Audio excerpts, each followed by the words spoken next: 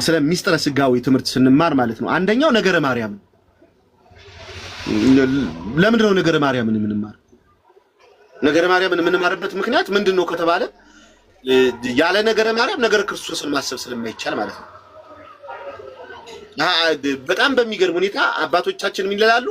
ነገረ ማርያምን ሲገልጡትኝ ነገረ ማርያም ይላሉ የነቢያቱ ትንቢት ማረፊያ፣ የስብከተ ሐዋርያት መነሻ፣ የሊቃውንቱ ሚስጥር መፍቻ ነገረ ማርያም ነው።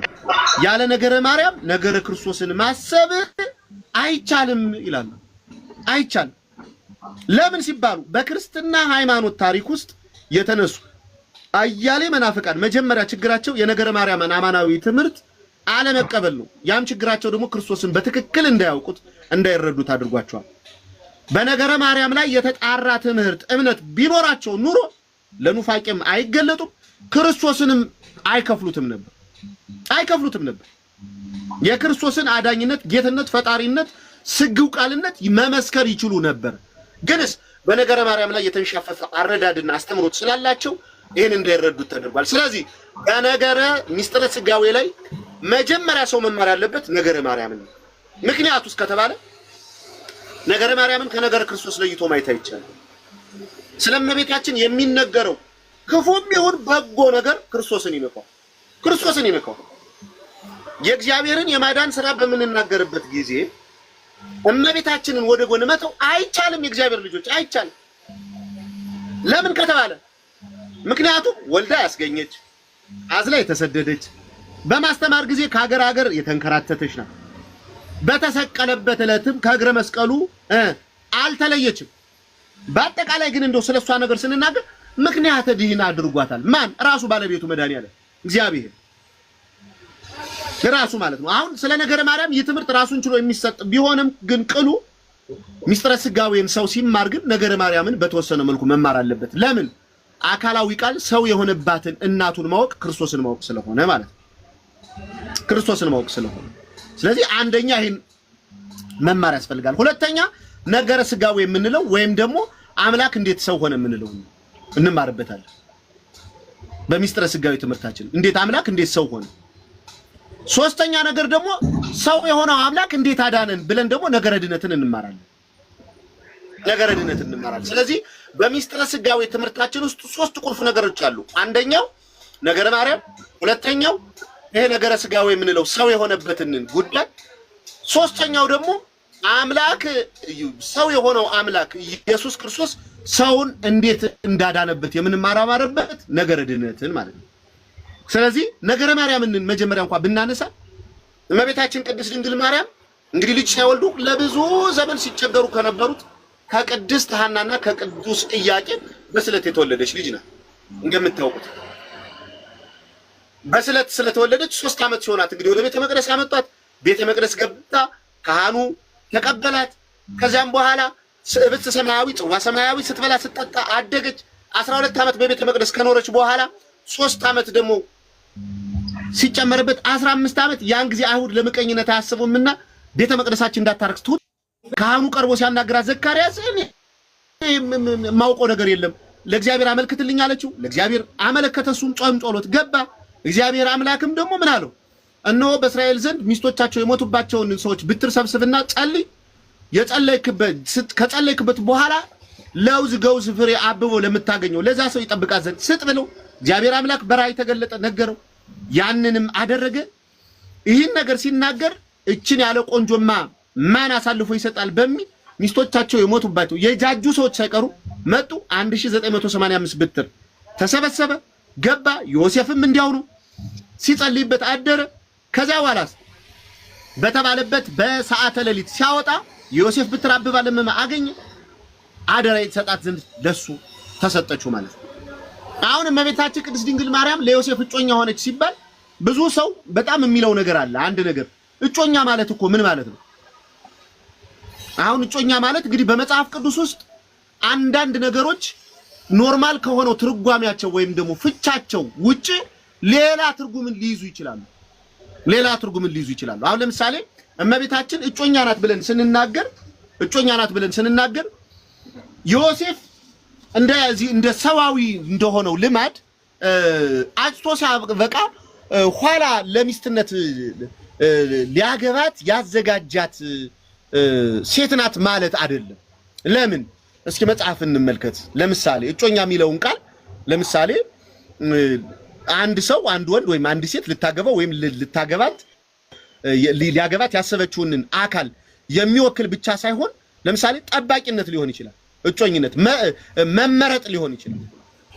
ድል በድል ረታ ይህ በመጽሐፍ ቅዱስ ውስጥ አለ ኦፍ ኮርስ ማሳየት ይችላል። እስኪ ልመልከት። ለምሳሌ ብሉይ ኪዳን ላይ ልሂድ። ብሉይ ኪዳን ላይ ትንቢተ ሆሴዕ ምዕራፍ 2 ላይ ሄዳችሁ ስትመለከቱ እግዚአብሔር አምላክ አንድ የሚናገረው ነገር አለ። ቁጥር 14 ላይ ሄዳችሁ ስትመለከቱ እግዚአብሔር አምላክ በትንቢተ ሆሴዕ አማካኝነት አድሮ አንድ ነገር ይናገራል። ስለዚህ እንሆ አባብላታለሁ፣ በምድረ በዳም አመጣታለሁ፣ ለልቧም እናገራለሁ፣ ከዚያ የወይን ቦታዎች የተስፋ በርንም እንዲሆንላት የአኮርን ሸለቆ ሰጣታለሁ። በዚያን ጊዜ ከግብጽ ምድር ከወጣችበት ቀን ጀምሮ እንደ ሕፃንነቷ ወራት ትጀምራለች። ስለ እስራኤላውያን እየተናገረ ነው። ሚውት ያላደረገ ሰው አለ? ድምጽ መጣ መሰለኝ። እሺ፣ ከዛም በኋላ ምን ይላል? በዚያ ቀን እስራኤላውያንን ምን ይላቸዋል? ከዚያም የወይን ቦታዋ የተስፋ በር እንዲሆንላት የአኮርንም ሸለቆ ሰጣታለሁ። በዚያ ከግብጽ ምድር እንደወጣችበት ቀን እንደ ሕፃንነቷ ወራት ትጀምራለች። በዚያ ቀን ባሌ ብለሽ ትጠሪኛለሽ እንጂ ዳግመሽ በአሌ ብለሽ አትጠሪኝም ይላታል እግዚአብሔር። እስራኤልን ምን እያላቸው ነው? እስራኤላውያንን ምን አላቸው? ባላችሁ ነኝ እያለ ነው እግዚአብሔር አምላክ። ስለዚህ ባሌ የሚለው ቃል ስለተነገረ እግዚአብሔር አምላክ እስራኤላውያንን አግብቷቸዋል እያልን ነው አይደለም። የበአሊምን ስም አስወግጄ እኔ ለእናንተ ሆናለሁ እናንተ እኔን ታመልኩኛላችሁ ሲል ነው። ከዛስ ምን አለ? የበአሊምን ስም ካፉ አስወግዳለሁ በስማቸው እንግዲህ አይታሰቡ። ከዛ ምን አለ? ለዘላለም ለኔ እንድትሆኝ አጭሻለሁ አለ። በጽድቅና በፍርድም በምህረት በርራይ አጭሻለሁ። እኔ እንድትሆኝ በመታመን አጭሻለሁ። አንቺ እግዚአብሔርን ታውቂያለሽ ብሎ እግዚአብሔር አምላክ እስራኤላውያንን እጮኛዬ ናችሁ አጭሳችሁኛል እያለ ሲናገር እንሰማዋለን። አሁን በዚህ አንጻር እግዚአብሔር እስራኤላውያንን አጫቸው ማለት ሊያገባቸው ነው ማለት ነው። ስለዚህ እጮኛ የሚለውን ቃል ከያዝነ እስራኤላውያን ለእግዚአብሔር እጮኛ ስለተባሉ ሊያገባቸው ነው ወይ ብለን እንናገር ወይ? ስለዚህ እጮኛ የሚለው ቃል በመጽሐፍ ቅዱስ ውስጥ ሌላ ፍችና ሌላ ትርጉም ሊኖረው ይችላል። ጠባቂነትን ምን ይላል? ጠባቂነትን ያህል አዎ። ከዚያስ ምን ይላል? እጮኛ አጭሻለሁ ለኔ እንድትሆኝ ታውቂያለሽ ይልና በዚያ ቀን እመለሳለሁ ይላል እግዚአብሔር። በሰማይም እመለሳለሁ፣ ሰማይም ለምድር ይመለሳል፣ ምድርም ለእህል ለወይን ጠጅ ለዘይትም ትመለሳለች። እነሱ ለእስራኤል ይመለሳሉ። በምድር ላይ እኔ ዘራታለሁ፣ ምሕረት የሌላትን እምራለሁ፣ ሕዝብ ያልሆነውን አንተ ሕዝቤ ነህ ብዬ እጠራዋለሁ፣ እነርሱ አምላኬ ይሆኑኛል ብሎ አምላክ እግዚአብሔር አምላክ ሲናገር እንሰማዋለን። ከዚህ አንጻር ስንመለከት እጮኛ የሚለው ቃል እግዚአብሔር አምላክ እስራኤላውያንን አጭቻለሁ ስላለ ሊያገባቸው ነው ስንል ፕሮቴስታንት ምንድነው የሚሉን? ኧረ አይደለም፣ ይሄ ጠባቂነት ነው፣ ይሄ የኔ ናችሁ ሲላቸው ነው ብለው ራሳቸው ያብራራሉ። ይሄ አዲስ ኪዳን ላይ ነው። እስኪ ደግሞ ብሉይ ኪዳን ላይ ነው የጠቀስኩ። አዲስ ኪዳን ላይ ደግሞ ለምሳሌ ልሂድ።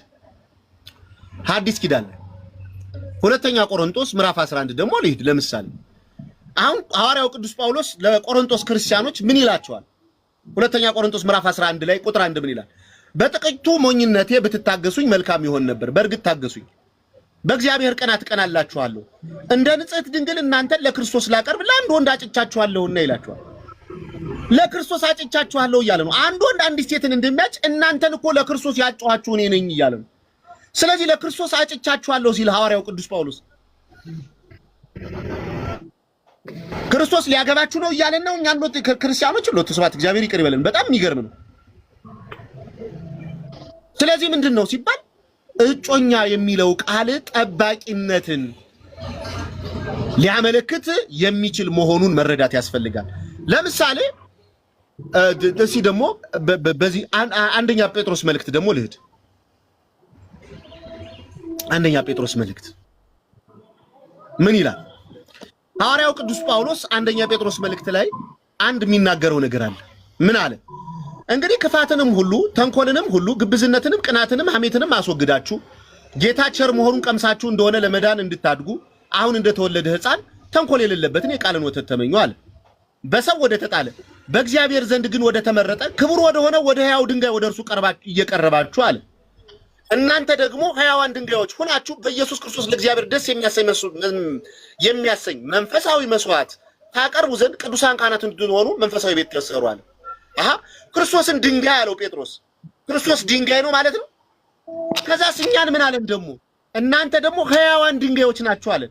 እኛ ወደ ሕያው ድንጋይ ወደ ክርስቶስ ስንጠጋ ወደ ድንጋይነት እንቀየራለን ማለት ነው አይደለም። ምንድነው እንዳልካቸው ሚውት አድርግ እንጂ ሚውት አድርግ እንትን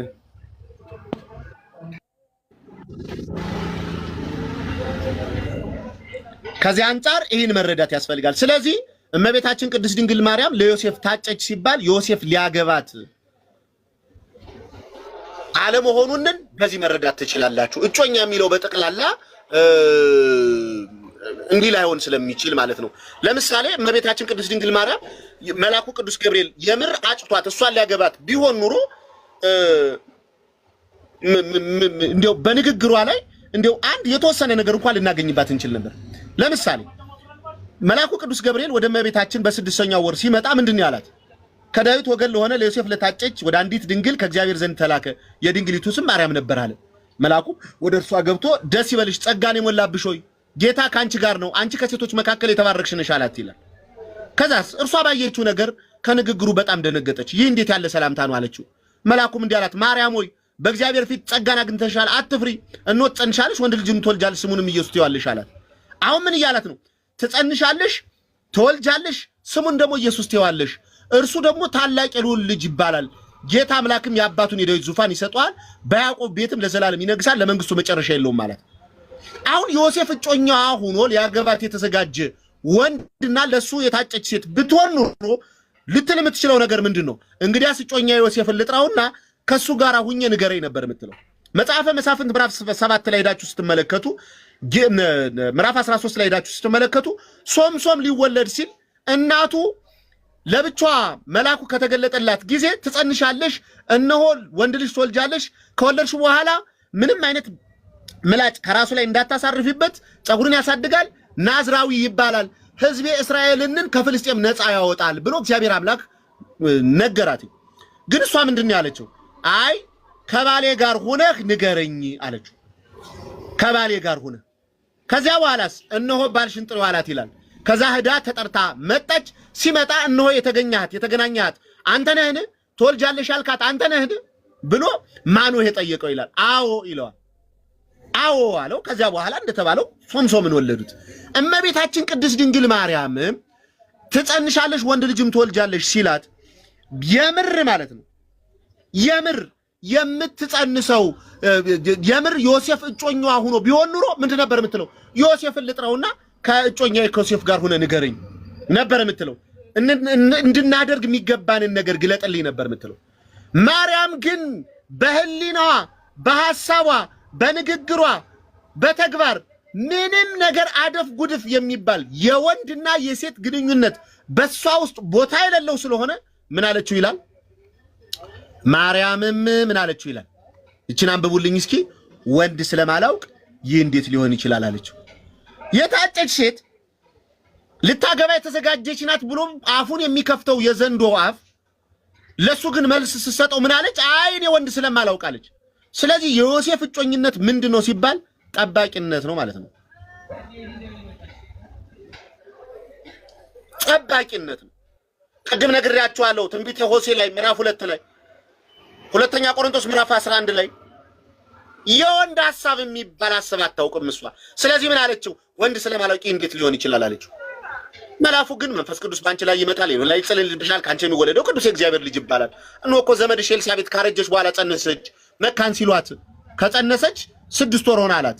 እንዲያውም እዚያ ላይ ትርጓሜው እንዳችሁ ተመለከቱት። ኤልሳቤጥ ለመጸነስ ምክንያት አላት፣ ዘካርያስ የሚባል እኔ ምክንያት የለኝም አለችው ይላል። ለእግዚአብሔር የሚሳነው ነገር የለም ሲላትኝ እነሆ የጌታ ባሪያ ነኝ እንደ ቃል ይሁንልኝ አለችው ይላል። መልአኩም ከእርሷ ሄደ።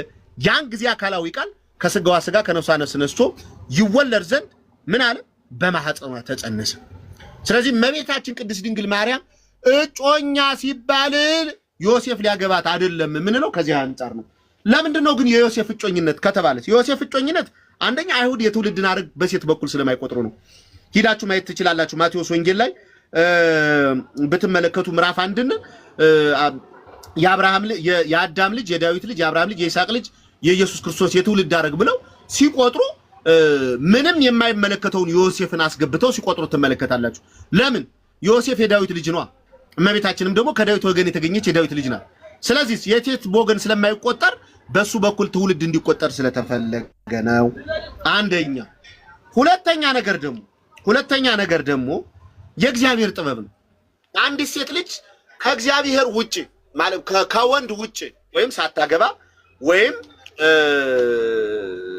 አግብታም ደግሞ ከሌላ ብትጸንስ በድንጋይ ተወግራ ትሙት ይላል።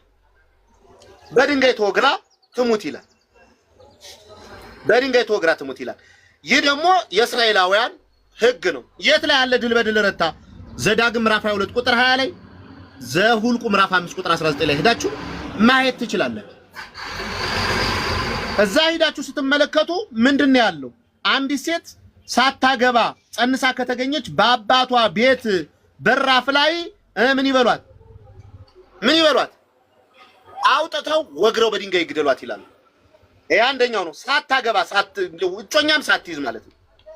ሌላው ደግሞ ምናልባት ባል ደግሞ አግብታ ነገር ግን ባልየው ምናልባት የተጸነሰው ጽንሰት የኔ አይደለም ብሎ ቢጠራጠር በካህኑ ፊት ያቅርባት ትጠየቅ። የሱ ነው ብላ ከማለች ማየ ዘለፋ የሚባል መራር ውሃ ተጠጣ። እውነትም ጽንሱ የሷ ከሆነ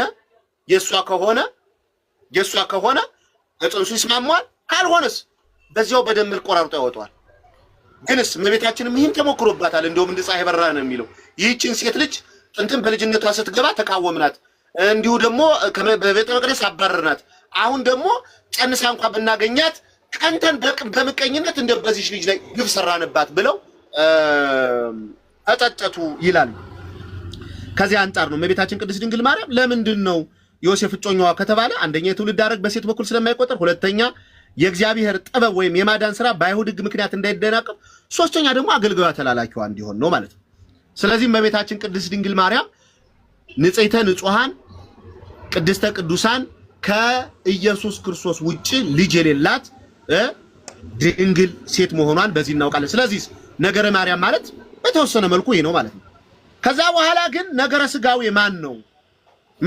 አሁን ከሷ እንግዲህ ድንግል ናት፣ እውነትም የጸነሰችው እሷ ናት። ማን ነው ስንል አሁን ኢየሱስ ክርስቶስ ስንል ሰው ካለማወቁ የተነሳ በብዙ መልኩ ብዙ ችግር በጣም በክርስቶስ ላይ ብዙ የሐሰት ነገሮች ሲከፈቱበት እናያለን። ሐዋርያው ቅዱስ ጳውሎስ ሮሜ መልእክት ምዕራፍ 9 ቁጥር 32 እስከ 33 እንደዚህ ይላል። እነሆ በጽዮን የእንቅፋት ድንጋይ የማሰናከያ ዓለት አኖራለሁ፣ በእርሱ የሚያምን አያፍርም ተብሎ እንደተጻፈ በእንቅፋት ድንጋይ ተሰናከሉበት እንዳለ ቅዱስ ጳውሎስ እግዚአብሔር አምላክ የሰውን ልጅ ለማዳን ይኸውም በሚገባ እንዲያውቀውና በእርሱ አምኖ የዘላለም ሕይወት ያገኝ ዘንድ ለሰው ልጆች ሰው ሆኖ ተገልጦ በምድር ላይ በቃል በተግባር አስተምሮ ቢሄድም ኢየሱስ ክርስቶስ ማን እንደሆነ ዓለም እስካሁን ድረስ ሊረዳው ሊያውቀው አልቻለም። አንዳንዱ አማላጅ ነው ይለዋል፣ አንዳንዱ ሁለት አካል ሁለት ባህሪ ነው ይለዋል፣ አንዳንዱ ነብይ ነው ይለዋል፣ አንዳንዱ ፍጡር ነው ይለዋል፣ አንዳንዱ ደግሞ ሌላ የተሳሳተ ነገር ይለዋል። ስለዚህ ሐዋርያው ቅዱስ ጳውሎስ የማሰናከያ ዓለት ይለዋል ክርስቶስን በሚገባ ካለማወቅ የተነሳ። ስለዚህ ይህ ሁሉ ተደርጎለት ሰው ደግሞ እግዚአብሔር እንደሚገባ አለማወቁና አለመከተሉ ፍርድ ደግሞ ይቀበላል፣ ይፈረድበታል። ክርስቶስን በሚገባው ልክ አውቆ በተግባርና በቃል እሱን መስሎ መኖር ካልቻለ፣ ክርስትና ሕይወቱን መግለጥ ካልቻለ ከፍርድ አያመልጥም። ክርስቶስን በሚገባ ማወቅ አለበት። ቅድስት ቤተ ክርስቲያን ደግሞ ትውልዱን ከጥፋት ለመታደግ እውነቱን ከመሰረቱ ተነስታ የምታስተምረው ትምህርት ሚስጥረ ስጋዌ ላይ የተደላደለ ነው። ሚስጥረ ስጋዌ ማለት ዘላለማዊ አምላክ ወልድ በተለየ አካሉ ሰው የሆነበት ስጋ የለበሰበት ሚስጥር ማለት ነው። ይሄውም ረቂቅ አካላዊ ቃል ከሰማይ ወርዶ ስጋን የለበሰበት ሚስጥርን ቅዱስ ዮሐንስ በወንጌሉ ሲያስረዳን ምን አለ? የዮሐንስ ወንጌል ምዕራፍ 1 ላይ ሄዳችሁ ከቁጥር 1 እስከ 14 ስትሄዱ በመጀመሪያ ቃል ነበር፣ ቃልም በእግዚአብሔር ዘንድ ነበር፣ ራሱ ቃል ደግሞ እግዚአብሔር ነበር፣ ሁሉ በእርሱ ሆነ፣ ያለ እርሱ አንዳችስ እንኳን ይሆን የለም። ከዚያ ምን አለ ግን? ጸጋና እውነትን ተሞልቶ በእኛ አደረ፣ አንድ ልጁ በአባቱ ዘንድ እንዳለው ክብሩን አየን በማለት ያ የመጣው ሰው የሆነው ኢየሱስ ቅድመ ዓለም ከድንግል ማርያም ከመወለዱ በፊት ከአብ የባህሪ ውልደት የተወለደ የእግዚአብሔር ልጅ እግዚአብሔር መሆኑን ተናገረ። እንዲህ ብሎ ኢየሱስ ክርስቶስ ማለት ስግው ቃል ነው፣ አምላክ የሆነ ሰው ነው ብሎ አለማመን ማለት ነው ያስፈርዳል፣ ከሕይወት መዝገብ ያስደመስሳል። ስለዚህ ቅዱስ ዮሐንስ ወልድን ከአብና ከመንፈስ ቅዱስ ላለመለየት ቃል አለው። ምክንያቱም ቃል ከልብና ከስትንፋስ ተለይቶ የማይኖርበት ጊዜ ስለሌለ ማለት ነው፣ የሚኖርበት ጊዜ ስለሌለ። ስለዚህ ቃል ብሎ ጠራው ይላል። ይህ ቃል ነው እንግዲህ ሰው የሆነው። ስለዚህ ክርስቶስ ማን ነው ስንል የእግዚአብሔር ልጅ የማርያም ልጅ እንላለን። ምን ማለት ነው? የእግዚአብሔር ልጅ የማርያም ልጅ ማለት ምን ማለት ነው? ቅድመ ዓለም ሳይፈጠር ከባህሪ ከአባቱ ተወልዷል። ማስረጃ መዝሙር 2 ቁጥር 7 ትእዛዙን እናገራለሁ። እግዚአብሔር አለኝ አንተ ልጄ ነህ፣ እኔ ዛሬ ወለድኩ አለው። መቼ ወለድኩ? ዛሬ። ዳዊትን ነው እንዴ ዛሬ ያለው? አረ ዳዊትማ የተወለደበት ጊዜ ዘመን አለው፣ ዘመኑን ጨርሶ የሞተበት ጊዜ አለው። ዛሬ ወለድኩ ሲለው ማን ነው? አካላዊ ቃልን። ስለዚህ ቅድመ ዓለም ካለ እናት ምን ተብሏል? ክርስቶስ የእግዚአብሔር ልጅ ተብሎ ክርስቶስ የእግዚአብሔር ልጅ ነው ማለት ነው።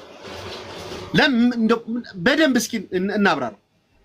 ክርስቶስ የእግዚአብሔር ልጅ ስንል ምን ማለታችን ነው ስንል ጌታችን ኢየሱስ ክርስቶስ እግዚአብሔር አብን በመልክ የሚመስለው በባህሪው እኩል የሆነ ዓለም ሳይፈጠር ያለ እናት የወለደው የአብ የባህሪ ልጁ ነው። ጌታችን ኢየሱስ ክርስቶስ የእግዚአብሔር ልጅ ሲባል የሰው ልጅስ የእግዚአብሔር ልጅ ተብሎ የለ ሲባል አይደለም። የሰው ልጅ የእግዚአብሔር ልጅ ሲባልና የእግዚአብሔር ልጅ ኢየሱስ ክርስቶስ የእግዚአብሔር ልጅ ሲባል ልዩነት አለው። እኛ ልጅነት በጸጋ ነው። የኢየሱስ ክርስቶስ ግን የእግዚአብሔር ልጅነት ግን የባህሪው ነው። ስለዚህ እግዚአብሔር አብ ወልድን ወለደው ሲባል ከባህሪው ወለደው። ምን ማለት ነው? ከባህሪው ወለደው ያ ማለት ምን ማለት ነው? ከባህሪው ወለደው ሲባል አብ በተገኘበት ቅጽበት ሁሉ የተገኘ ማለት ነው። የተገኘ ማለት ነው። ለምሳሌ ውሃ አካል አለው፣ ባህሪ ደግሞ አለው። ባህሪው መርጠም መቀዝቀዝ ነው። አካሉ በተገኘበት ቅጽበት ያ መቀዝቀዙና መርጠሙ ባህሪው አብሮት የተገኘው አካሉ ተገንቶ ቅዝቃዜ ወይም እርጥበት ተከትሎት የመጣ አይደለም። እንዲሁ ሁሉ እግዚአብሔር አብ ወልድን ወለደው ሲባል አብን አክሎ መስሎ የባህሪ ልጁ ነው ማለት ነው። ያ ማለት ምን ማለት ነው? በባህሪው እኩል የሆነ ማለት ነው። ከአብና ከመንፈስ ቅዱስ ያላነሰ ነው ማለት ነው። ስለዚህ የእግዚአብሔር ልጅ የምንለው ጌታችን መድኃኒታችን ኢየሱስ ክርስቶስ የእግዚአብሔር ልጅ መሆኑን ለሰው ልጆች በጸጋ እንደተሰጠው ልጅነት ሳይሆን ከባህሪው የተገኘ አምላካዊ ልጅነት ነው። የባህሪ ገንዘቡ ልጅነትም የባህሪ ገንዘቡ ነው። የማያልቅ ልጅነት ነው ያለው ኢየሱስ ክርስቶስ ማለት ነው። ለዚህ ነው ጌታ መድኃኒዓለም ኢየሱስ ክርስቶስ ማቴዎስ ወንጌል ምዕራፍ 3 ቁጥር 17 ላይ ሄዳችሁ ስትመለከቱ ሲል ከተጠመቀ በኋላ እነሆ ድምጽ ከሰማያት መጥቶ በእርሱ ደስ የሚለኝ የምወደው ልጄ ይህ ነው በማለት የተናገረው። ዕብራውያን መልእክት ምዕራፍ 1 ቁጥር 5 ሄዳችሁ ስትመለከቱ አንተ ልጄ ነህ፣ እኔ ዛሬ ደግሞ ወልጄሃለሁ፣ እኔም አባት ሆነዋለሁ፣ እርሱም ልጅ ይሆነኛል፣ ከቶ ለማን ነው ያለው በማለት መዝሙር 2 ቁጥር 7 ላይ ያለውን ጥቅስ ጠቅሶ ዳዊት የተናገረውን ነገር ኮት አድርጎ መጥቶ ዕብራውያን ላይ ሲናገር እንመለከተው። ስለዚህ ኢየሱስ ክርስቶስ የእግዚአብሔር ልጅ የማርያም ልጅ ስንል ከዚህ አንጻር ነው። የእግዚአብሔር ልጅ ስንል የባህሪ ልጅነት ነው። የማርያም ልጅ ስንልስ ደግሞ ጌታችን መድኃኒታችን ኢየሱስ ክርስቶስ ዓለም ከተፈጠረ በኋላ በአዳም ትእዛዝ አፍራሽነት በወደቀ ጊዜ እርሱን ለማዳን ሰው ሆኖ ከቅድስት ድንግል ማርያም ከስጋዋ ስጋ ከነፍሷ ነፍስ ነስቶ ተወልዷል። ስለዚህ የማርያም ልጅ እንለዋለን። ልደቱ ደግሞ ወይም ደግሞ ይህ ውልደቱ ደግሞ ቀድሞ በነቢያት በኋላም ደግሞ በሐዋርያት የተመሰከረ ነው። ለምሳሌ ትንቢተ ኢሳይያስ ምዕራፍ 7 ቁጥር 14 ላይ ስንሄድ እነሆ ድንግል ትጸንሳለች፣ ወንድ ልጅም ትወልዳለች፣ ስሙንም አማኑኤል ትለዋለች ተባለ። ይህ የትንቢት ቃል የተነገረው ክርስቶስ ከመምጣቱ ከ700 ዓመት በፊት ነው። ግንስ ከ700 ዓመት በኋላ ድንግል ማርያም ስትወልደው ስትጸንሰው የትንቢቱ ቃል መፈጸሙን ማቴዎስ ወንጌል ምዕራፍ 1 ቁጥር 22 እስከ 23 ስትሄዱ መልአኩ ቅዱስ ገብርኤል ለማን ለዮሴፍ ምን ሲልለት ሲያበስረው ትመለከታላችሁ።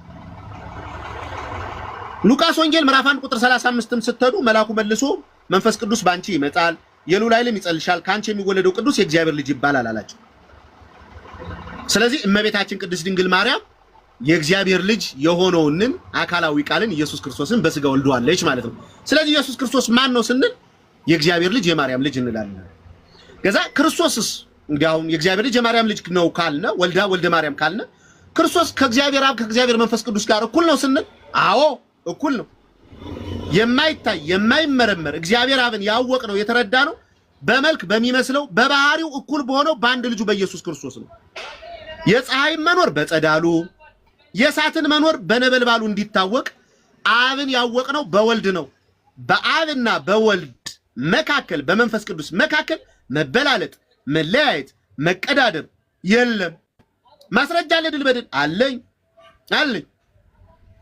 ዮሐንስ ወንጌል ምዕራፍ 10 ቁጥር 30 እኔና አብ አንድ ነን። ምን ማለት ነው? አንድ ነው። አንድ ስለሆነ በባህሪ አንድ ስለሆነ ዮሐንስ ወንጌል ምዕራፍ 17 እናንተ ሙሉን አንብቡት። እኔ ግን እንዴት ወሰነውን አለፍ እያልኩ ላንብብ። ከዚህ በኋላ በዓለም አይደለሁም እነርሱ በዓለም ናቸው፣ እኔ ወደ አንተ እመጣለሁ። ቅዱስ አባት ሆይ እነዚህ የሰጠኸኝን እንደ እኛ አንድ እንዲሆኑ በስም ጠብቃቸው። እንደ እኛ አያችሁታል። ከማን ጋር? ከአብ ከመንፈስ ቅዱስ ጋር እንደ እኛ አንድ እንዲሆኗል። ስለዚህ ከአብ ከመንፈስ ቅዱስ ጋር አንድ ነው። ሰው ስለሆነ ከአምላክነት ዝቅ ያለ አይደለም። ልክ ነው። ስጋ በመልበሱ ምን ተብሏል? አይደለም ከእግዚአብሔር አብ ከእግዚአብሔር መንፈስ ቅዱስ አንሷል ይቅርና ከመላእክትም አንሷል ተብሏል። አነሰ የተባለው ስጋን ተዋህዶ በዚህ ምድር ላይ መራቡ፣ መጠማቱ፣ መቅሶሉ፣ መገረፉ፣ መሞቱ፣ ሞትን ድል አድርጎ መነሳት ስለኛ ሲል ስለከፈለው ዋጋ እንጂ በባህሪ ግን ከአብና ከመንፈስ ቅዱስ የሚያንስ አይደለም። የሐዋርያት ሥራ ምዕራፍ 7 ቁጥር 56 ስትሉ እነሆ ሰማያት ተከፍተው የሰው ልጅ በእግዚአብሔር ቀኝ ቆሞ ያለው አለ። የሰው ልጅ የተባለ ኢየሱስ ክርስቶስ ነው። እግዚአብሔር ቀኝ ያለው እንዴ? በእግዚአብሔር ዘንድ ቀኝ ማለት ምን ማለት ነው? ስልጣን፣ ኃይል፣ አገዛዝ፣ ፈጣሪነት፣ ገዥነት ነው። ስለዚህ ኢየሱስ ክርስቶስ ፈጣሪ ነው እያለን ነው። ስለዚህ ክርስቶስ ከአብም ከመንፈስ ቅዱስ ጋር እኩል ነው። ኢየሱስ ክርስቶስ የባህሪ አምላክ ነው፣ እግዚአብሔር ነው።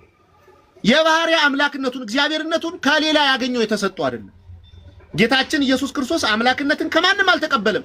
ማንም የማይወስድበት የባህሪው ነው። ይህን አስመልክቶ ደግሞ ቅዱሳት መጻሕፍት ይናገራል። ለምሳሌ ሮሜ መልእክት ምዕራፍ 9 ቁጥር 5 ላይ ክርስቶስ በስጋ መጣ እርሱም ለዘላለም የተባረከ አምላክ ነው ይሏል። አያችሁት አይደል? በስጋ መጣ ግን ለዘላለም የተባረከ አምላክ ነው። ስጋ ከለበሰ በኋላ ሰው ከሆነ በኋላ የድንግል ማርያም ልጅ አምላክ የሆነ አይደለም፣ ጥንትም አምላክ ነው እያለ ነው። ራዕይ ዮሐንስ ምዕራፍ 1 ቁጥር 8 ሄዳችሁ ስታነቡ ደግሞ ያለው የነበረው የሚመጣው ሁሉን የሚገዛ ጌታ አምላክ አልፋና ኦሜጋ እኔ ነኝ። ቁጥር 18 እንደውም ስትሄዱ ምን ይላል?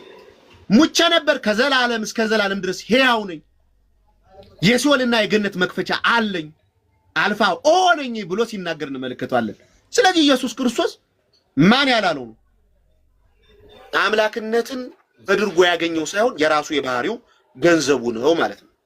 ስለዚህ ኢየሱስ ክርስቶስ አምላክ ነው ስንል የባህሪ አምላክነቱን ሲወለድ በድርጎ ያገኘው ሳይሆን ከአብ ከመንፈስ ቅዱስ ጋር ቅድመ ዓለምም ከመወለዱ በፊትም አምላክ የነበረ ከተወለደ በኋላም አምላክ የሆነ ነው ማለት ነው። አሁን ይህን ካልኩ በኋላ ነው በጣም ልፍጠን፣ ይቅርታ አድርጉልኝ፣ ሰዓት እየደረሰ ነው። ኢየሱስ ክርስቶስ ወይም ደግሞ አካላዊ ቃል ሰው ሆነ ስንል እንዴት ነው ስንል በተዋህዶ ሰው ሆነ እንላለን። ተዋህዶ ስንል ምን ማለት ነው? መለኮት የገዛ ጠባዩን እንደያዘ ከዚህ ቀደም ያልነበረውን የስጋ ባህሪ ያደረገበት ይኸውም ዘመን የማይቆጠርለት አምላክ ስጋን በመዋሃዱ ዘመን ተቆጠረለት፣ የማይታየው ታየ እንዳለ ቅዱስ ኤፍሬም ማለት ነው። ስለዚህ ስጋ ደግሞ የስጋን ጠባይ እንደያዘ ከዚህ ቀደም ያልነበረውን የመለኮት ባህሪ ያደረገበት ይኸውም ግዙፉ ስጋ የረቀቀበት የመለኮትን ባህሪ ገንዘብ ያደረገበት ጠቅለል ሲል ስጋ አምላክ የሆነበት ፈጣሪ የሆነበት ፍጡሩ ፈጣሪ የሆነበት ማለት ነው። በተዋህዶ ሰው ሆኗል እንላለን። አሁን ይህን ካልኩ በኋላ ክርስቶስ ሰው የሆነው ለምንድን ነው ሲንል ለቤዛነት ነው ሲሆነው፣ ሊያስታርቀን ነው፣ ሊያድነን ነው እንላለን። ስለዚህ ከክርስቶስ በቀር ሌላ ካሳ የሚሆን ሰው አልነበረም ማለት ነው። እንደው ሌላ መላእክትም ሰውም አልተገኙ። አዳምና ልጆቹ በተወሰነባቸው የርግማን የሞት ፍርድ ሊያነጻቸውና ነፃ ሊያወጣቸው የሚችል ከፍጡር ወገን የተገኘ የለም። ስለዚህ ራሱ እግዚአብሔር የገዛ ክንዱ መድኃኒት አመጣለት እንዳለ ከሶስቱ ቅዱስ አንዱ ቅዱስ ወልድ በተለየ አካል ወደዚህ ምድር መጣና ሰው በመሆን የሰው ልጅ አዳነ። ኢየሱስ ክርስቶስ አድኖናል፣ አስታርቆናል ስንል እንዴት ነው ያስታረቀን? በምንድን ነው ስንል በቤዛነቱ። ከማን ጋር አስታርቆናል? ከራሱ ጋር፣ ከአባቱ ጋር፣ ከባሪዎቱ ከመንፈስ ቅዱስ ጋር። ይሄንንም ሐዋርያው ቅዱስ ጳውሎስ በሁለተኛ ቆሮንቶስ ምዕራፍ 5 ቁጥር 16 ሲታነቡ ምን ይላል? ክርስቶስ ከራሱ ጋር ካስታረቀን የማስታረቅን አገልግሎት ከሰጠን ከእግዚአብሔር ነው። እግዚአብሔር በክርስቶስ ሆኖ ዓለሙን ከራሱ ጋር ያስታርቅ ነበርና በደላቸውንም አይቆጥርባቸውም ነበር አለ። ስለዚህ ኢየሱስ ክርስቶስ አስታረቀን ስንል ከማን ጋር ነው ስንል ከራሱ ጋር፣ ከማን ጋር ነው ስንል ከአባቱ ጋር፣ ከማን ጋር ነው ስንል ከመንፈስ ቅዱስ ጋር ስንል ሶስት የተለያዩ መልሶች ሳይሆኑ አንድ መልስ ነው። ለምን? በባህሪ አንድ ናቸው። በእግዚአብሔርነት፣ በአምላክነት፣ በፈራጅነት፣ በይቅርታም ሰጭነት አንድ ናቸው። ስለዚህ ኢየሱስ ክርስቶስ አስታረቀን ስንል ከማን ጋር ነው? ከአባቱ ጋር ትክክል ነው። ከመንፈስ ቅዱስ ጋር ትክክል ነው። ከራሱ ጋር ትክክል ነው። ያስታረቀን ደግሞ በቤዛነቱ ነው፣ በአማላጅነቱ አይደለም። ኦፍ ኮርስ ኢየሱስ ክርስቶስ በመስቀል ላይ ያለ እርሱ ከብርቱ ጩኸትና ከምልጃ ጋር ጸሎትን እንዳቀረበ ተጽፏል። እውነት ነው። ያቀረበው ጸሎት ግን የአዳምን ጸሎት ነው ያቀረበው በመስቀል ላይ መዝሙር 22 ላይ ያለው አምላኬ አምላኬ ለምን ተውከኝ ያለውን ያን ቃል ሲያቀርበው የአዳምን ጩኸት ነው ምን ያለው ያቀረበው። ከዚህ አንፃር ይሄንን ልንረዳ ያስፈልጋል። ስለዚህ ጌታ መድኃኒዓለም ኢየሱስ ክርስቶስ በቀራንዮ ተራራ ላይ ተሰቅሎ ስጋውን ቆርሶ ደሙን አፍሶ እኛን አስታርቆናል። ከማን ጋር? ከአባቱ ጋር፣ ከባሪዎቱ ከመንፈስ ቅዱስ ጋር እንላለን። ስለዚህ የኛና የፕሮቴስታንቱ ኢየሱስ ልዩነት አለው ምንለው ለዚህ ነው። እነሱ ኢየሱስ ክርስቶስ አሁንም እንደ ፍጡር እየወደቀ እየተነሳ ይማልድልናል፣ ኃጢአት በሰራን ቁጥር ያስታርቀናል ብለው ይላሉ። ኦፍ ኮርስ ኢየሱስ ክርስቶስ ኃጢአት በሰራን ሰዓት የምንታረቅበትን የጸጋ ስጦታ በስጋውና ደሙ በኩል ሰጥቶናል። ግንስ እሱ አሁን እኛ ኃጢአት በሰራን ቁጥር እየለመነ የሚያስታርቅ ሳይሆን ይቅርታ የሚያደርግ የሚሰጥ ነው። ስለዚህ ከኛ ጋር ካለው ኢየሱስ ጋር እውነተኛ ከሆነው ኢየሱስ ጋር የወይን ግንድ ኢየሱስ ክርስቶስ ከሆነው ጋራ የፕሮቴስታንቱ ኢየሱስ ሌላ ዓለም ነው። ለዚህ ነው የእናንተ ኢየሱስ ትክክል አይደለም፣ የምትሰብኩት ወንጌል ሐሰት ነው ምንላችሁ። ከዚህ አንፃር አይ ትክክል ነው የሚል ካለ ገብቶ መሞገት ይችላል። መስፍን ቀጥሉ እናንተ።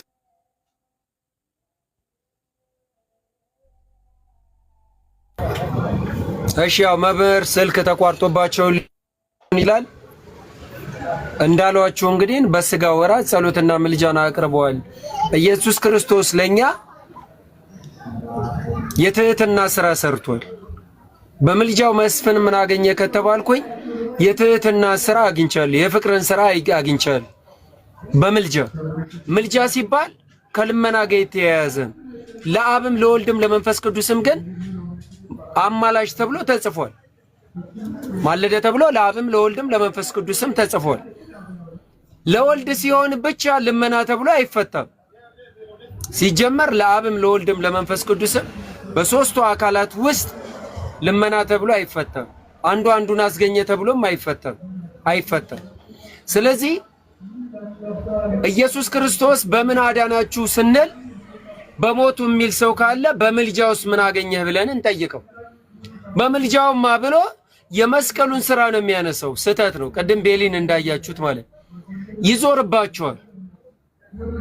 ፕሮቴስታንት ጋር ያለ ኢየሱስ ክርስቶስ እውነተኛው አይደለም። በቤዛነት የተገኘው ኢየሱስ ክርስቶስ አይደለም። ከድንግል ማርያም የተወለደው ልጅ አይደለም። የአብ ልጅ አይደለም። ምናልባት እኛ የማናውቀው ሉተር ከሌላ ዲቃላ የወለደው ይሆናል። እኛ ኢየሱስ ክርስቶስ ከድንግል ማርያም የተወለደው እንደዚህ የሚሾፍበት አይደለም። እንደዚህ እንደፈለጉት የሚናገሩት አይደለም። መጽሐፍ ቅዱሳዊ ሆነ አይደለም። እነሱ ጋር ያለው ሲያሻቸው እንደ ግል አዳኝ አድርገህ ተቀበል ይላል። ሲያሻቸው ምልጃ ገና ስትል ያዘ ስታረገው መስቀሉ ጋር ወጥቶ ይሄዳል። ቤዛነቱ ስትለው ደግሞ እንደገና ደግሞ የቱ ጋር ይገባሉ? መግቢያ ቀዳዳቸው ራሱ እንደ አይጥ ብዙ ጉድጓድ ያለው መጽሐፍ ቅዱስ አይደለም የሚጠጉት። እና ናትዬን እሺ አስገቡት። ፍርዬ ሳቢው ኮኔክሽን ኔጋ ስለሚያስቸግረኝ እና ፕሮቴስታንት ጋር ያለው ኢየሱስ ክርስቶስ ከድንግል ማርያም የተወለደው ድንግል ትጸንሳለች ወንድ ልጅንም ትወልዳለች ስሙንም አማኑኤል ይባላል የተባለው አይደለም። በአሁን ሰዓት ኢየሱስ ክርስቶስን አማላጅ የሚል ካለ የእግዚአብሔርን ስራ ስቷል፣ የክርስቶስን ቃል ስቷል። ኢየሱስ ክርስቶስ እኔ አለምንም አማላጅ አይደለሁም ብሏል ቃል በቃል። እኔ የዓለም አዳኝ ነኝ ብሎ ራሱን እኮ ለዓለም መስዋዕት አቀረበ። አንድ ጊዜ መስዋዕት አድርጎ አቅርቧል። ዕብራውያን ምዕራፍ 10 ቁጥር 10 ማየት ትችላላችሁ። እንደ ኦሪቱ ሊቀ ካህናት ዕለት ተዕለት የሚያቀርብ አይደለም። አንድ ጊዜ መስዋዕትን አቅርቦ በአብ ዘንድ በቃ በግርማው ቀኝ ተቀምጧል። ሞቴን ሲሽርልኝ በስልጣኑ።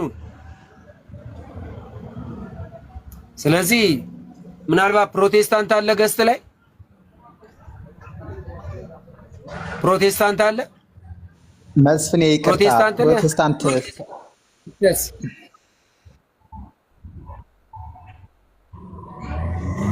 ይሰማል? ሰላም እንዴት ናችሁ? አይሰማም? እንዴት ነህ? ሰላም ነህ? አለን። ይሰማል? እሺ እሺ፣ አመሰግናለሁ። እዚህ ላይ እኔ ጥያቄም አለኝ። ምንድነው መጠየቅ የምፈልገው ነገር የትኛው የፕሮቴስታንት ራስን አስተዋውቅ፣ ራስን አስተዋውቅ። እሺ ራስን አስተዋውቅ። እሺ ይክተስ እባላለሁ፣ ፕሮቴስታንት ነኝ።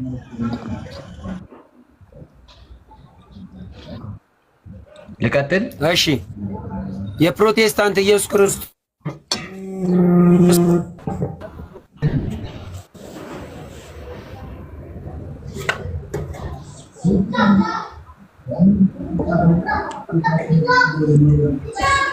እየጠየኩ ነው። የፕሮቴስታንት ኢየሱስ ክርስቶስ እውነተኛው ነው? አዎ እውነተኛው ነው። እስቲ ቪዲዮውን አጥፈው። ኮፕሊንግ ሼር እያረጋችሁ ሼሩ አይቋረጥ። እስቲ ኮፕሊንግ ሼር እያረጋችሁ ገብሬ የሚለው ይሰማሃል አንተ? አሁን ይሰማኛል። አሁን ይሰማል አይደል? አጥናውዬ ታንቺ እግዚአብሔር ያክብርልኝ። እሺ የፕሮቴስታንት ኢየሱስ ክርስቶስ እውነተኛ ነው ብለህ ታምናለህ? አዎ እውነተኛ ነው። መጽሐፍ ቅዱሳዊውን አስተምሮ ነው የምናስተምረው። እኛ ጌታ ኢየሱስ ክርስቶስ አሁን ይማልዳል ይለምናል እያልን አይደለም። ከታችም በብዙ ኮሜንት እያያችሁ ነገር ቆይ እየተረጋጋ እንደ ግል አዳኝ አድርገህ ተቀበል የሚለው በሱ ነው የዳንከው? በሱ ቃል ተድናል? ታምንበታለህ?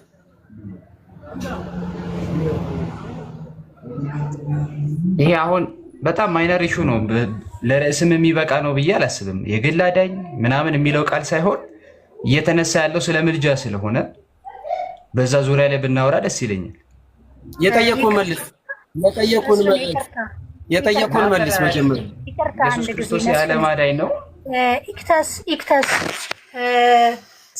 ኢየሱስ ክርስቶስ የዓለም አዳኝ አይደለምና የግል አዳኝ ነው ማለት እዚት ማይነር ኢሹ ነው ስትል የኢየሱስ ክርስቶስን የዓለም አዳኝነት መካድ አይደል እንዴ? የግል አዳኝ ማድረግ እንዴት ነው ማይነር ይሆናል የምትለው? እና ምንድነው ማይነርስ ማለት ምን ማለት ነው? ከምን ፐርስፔክቲቭ ነው የኢየሱስ ክርስቶስን የዓለም ቤዛነት ማይነርና ማይነር ነው በጣም ተራ ነው አድርገህ ልትገልጸው የምትችለው? ሲጀመር ስለ ክርስቶስ እናወራ ማይነር የሚባል ነገር አለ እንዴ ኢክተስ? አክቹሊ አለ። ምን መሰለሽ፣ አሁን ይሄ ቃላት ጨዋታ ነው። ኢየሱስ ክርስቶስ የዓለም አዳኝ እንደሆነ ሁሉም የወንጌል አማኝ ያምናል። ነገር ግን የምትቀበዩ በግልሽ ነው። ገብቶሻል? በጅምላ እኛ እያልን ያለው ኢክተስ ስለ አዳኙ ስናወራ አዳኙ የግል አይባልም። ይባላል? አዳኙ የግል ነው። አዳኙ የዓለሙ አዳኝን የምንቀበለው በግላችን። የግል አዳኝ ተብሎ አይነገርለትም። ከማን? ከአዳኙ ፐርስፔክቲቭ ገባክ? ስለዚህ ይሄ ማይነር አይሆንም። በጣም ትልቅ ግን በምን በግል ነው የምትቀበዩ? ስለኔ መቀበል አይደለም የማወራክ ስለ ኢየሱስ ክርስቶስ። በግል ነው የተቀበልሽው አይሳይም። ቆይ ስለኔ መቀበል መጀመሪያ አይደለም፣ ቀላል አይደለም። ማይነር ያረከውን ነገር ነው እያወራው ያለሁት። የዓለሙ አዳኝ ኢየሱስ ክርስቶስን የምንቀበለው በግል ነው። አንድ ጊዜ ሆልድ ኦን ያዛርገው እና አድምጠኝ። ስለ ኢየሱስ ክርስቶስ ስናወራ ማይነር የሚባል ነገር የለም። ሁሉም በጣም አስፈላጊ ነው። ስለ ቃል ነው፣ ስለ እግዚአብሔር ነው። የእግዚአብሔር ነገር ማይነር ተብሎ አይነገርም። አንድ ስህተት እሱ ነው። ሁለተኛው ኢክተስ የምናወራው ስለ አዳኙ ነው። አዳኙ ማን ነው? ኢየሱስ ክርስቶስ አይደል? ስለ ኢየሱስ ክርስቶስ በኢየሱስ ክርስቶስ ፐርስፔክቲቭ ሲነገር ኢየሱስ ክርስቶስ የግል ተብሎ አይነገርለትም። ስለኔ መቀበል አይደለም እያወራሁ ያለሁት። ኢየሱስ ክርስቶስ በግል ነው ወይስ አይደለም? ወይኔ አሁን ስለኔ እያወራሁ አይደለም ኢክተስ፣ የማወራው ስለ አዳኙ ነው። የተቀበልሽው እንደ አንድ አማኝ በግልሽ ነው ወይስ አይደለም? መጀመሪያ አይደንቲፋይ አድርግ። የማወራው ስለማን እንደሆነ መጀመሪያ ይግባክ። የማወራው ስለ አዳኙ ነው፣ ስለኔ አይደለም። እኔ ስለተቀበልኩት እኔ ስላልተቀበልኩት አይደለም። ስለዚህ የዓለም አዳኝ እሺ፣ አዳም የዓለሙን አዳኝ ኢየሱስ ክርስቶስ በግልሽ ነው የተቀበልሽው ወይስ አይደለም? እኔ ስለምቀበለው ስላልመቀበለው አይደለም ያወራሁት። ኢየሱስ ክርስቶስ አድምጠኝ ይክተስ። ተቀበለሽው አልተቀበልሽው? ኢየሱስ ክርስቶስ የዓለም አዳኝ ነው፣ የግል አዳኝ ነው። እሱም የዓለም አዳኝ ነው፣ የምትቀበዩ ግን በግልሽ ነው። ስለኔ መቀበል አይደለም ማወራ። አይደንቲፋይ አድርግ። የግል አዳኝ ብለን ስንል የምንለው ይሄንን የመለየት ችግር ነው እንደ ይሄ ይክተስ። እኔ ማወራው አልኩ ስለ ኢየሱስ ክርስቶስ ነው፣ ስለኔ አይደለም። ስለ ኢየሱስ ክርስቶስ ስናወራ አልኩክ፣ ስለ ኢየሱስ ክርስቶስ ሲነገር፣ ስለ ኢየሱስ ክርስቶስ ስታወራ ኢየሱስ ክርስቶስ የዓለም አዳኝ ነው የሚባለው አይደለ እንጂ የግል አዳኝ ይባላል። የግል ዶክተር እንደምትለው የግል አዳኝ ልታረገው ነው ኢየሱስ ክርስቶስ። ከኔ ፐርስፔክቲቭ አይነገርም የኢየሱስ ክርስቶስ። ይኸውልህ ስማ፣ ችግሩ የክርስቶስ አዳኝነት አንተ ወይም ከኔ ፐርስፔክቲቭ አይነገርም። ገብቶሃል? ከኔ አንፃር አይነገርም። መንክር ሚውት ታረገው፣ ድምጽህ እየገባ ነው። ይሰማሃል? ማወራው ይክተስ አይሰማም። እዛ ጋር ድምጽ እየገባ ነው። እሺ አሁን ሚውት አድርገው። ኦኬ ሚውት አድርገው። መልካም። እሺ ዜርስት እሺ። ስለዚህ ይኸውልህ ኤክተስ ምን መሰለክ፣ ስለ ኢየሱስ ክርስቶስ አዳኝነት ሲነገር ከኔ ፐርስፔክቲቭ ወይም ካንተ ፐርስፔክቲቭ አይደለም የሚወራው። ኢየሱስ ክርስቶስ የዓለም አዳኝ ነው ተብሎ የሚነገርለት አይደለ? አዎ አይደለ? ስለዚህ የግል አዳኝ ተብሎ አይነገርለትም። እንደ ግል አዳኝ አድርገህ ተቀበል ተብሎ አይነገርም። ምክንያቱም ኢየሱስ ክርስቶስ የዓለም አዳኝ ነው። ቆሬ ይኸውልሽ አዳምጪ፣ ይሄ የቃላት ጨዋታ ነው። ማይነር ነው ያልኩሽ ከዚህ አንፃር ነው። የክርስቶስን አዳኝነት እየካድክ የክርስቶስን የዓለም አዳኝነቱን እየካድክ የማይነር ኢሹ ነው አትበለኝ። ይሄ የሚያመጣው ሜጀር የዓለም አዳኝነቱን የሚክደው የዓለም ቤዛ መሆኑን የሚክደው የወንጌል አማኝ ነው። የግል አዳኝ ነው። አዎ እየካድክ ነው። የግል አዳኝ ነው እያልክ ለዓለሙ አላዳንም እያልከው ነው። ክርስቶስ የእግዚአብሔር ቃል ይኸውልሽ ምን ይላል መሰለሽ፣ ለተቀበሉት አይደለም እያልከው ነው። አይደለም ይኸውልሽ፣ ለተቀበሉት ይሄን የዓለም አዳኝ ለተቀበሉት ነው። ይኸውልህ አሁን እግዚአብሔር ቃል የሚለው ነው ብነግርሽ እንጂ ነው አይደለም። መጀመሪያ ላይ እማወራው እኔ ስለተቀበልኩት አይደለም። ይክተሳል ስላልገባ ነው ማስቆምህ እኮ የምትመልስልኝ ስለተቀበልከው አድርገህ ነው የምትመልስልኝ። እኔ ደግሞ የተባላችሁት ይኸውልሽ ለዚህ ነው። አዳምጡ። ጥያቄው ካልገባ መልሱን አትመልሰውም። ጥያቄው አልገባም። ከኔ ፐርስፔክቲቭ አታውራኝ። ከአንተ ፐርስፔክቲቭ አታውራኝ። ልክ አይደለሽም።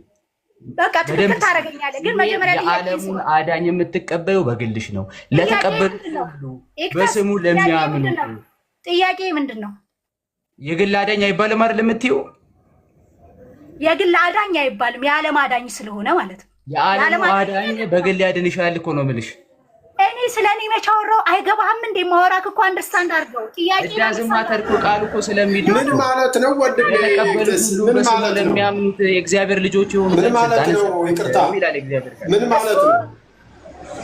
እሺ መምህር በቃ እስከሳቸው ጋር አውራ። ይቅርታ አይ ለምን ተመለሽ እንጂ ለምን ከሳቸው ጋር አወራለሁ?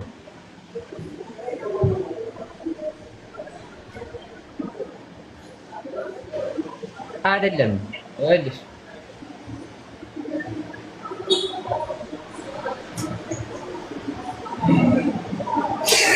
ምንድነው አሁን ወንድሜ ተስ የምትለው?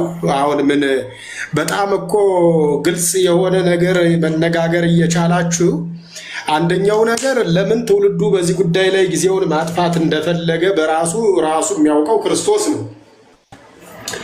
በመጀመሪያ ደረጃ ለአንተ ክርስቶስ ከሰማይ ወርዶ መጥቶ ያለብህን ኃጢአት አጥቦ ፍጹም ሰው ሁኖ መጥቶ እንዳዳነህና በድህነቱና በምህረቱ በቸርነቱ ውስጥ እንደምትኖር አንተ አታውቅም እንዴ?